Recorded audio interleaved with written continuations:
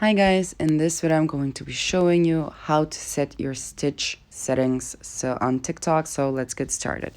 First we're going to start off by going to our profile, and that's by clicking on the icon that's located in our bottom right corner.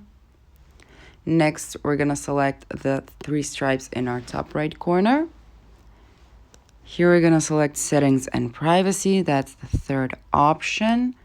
Here in our accounts area, we're going to tap on privacy.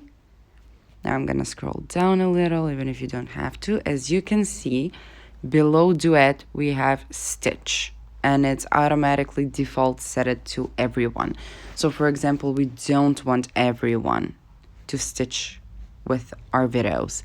So for example, we want only the followers that we follow back to be able to do this. So we're going to go ahead and tap on that. It's changed. Now we're going to tap on the screen somewhere up. So this goes down.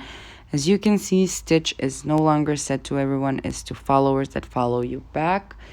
And that's how it's done. Thank you for watching. Do like this video if it helped you, and subscribe to our channel for more helpful videos. Bye!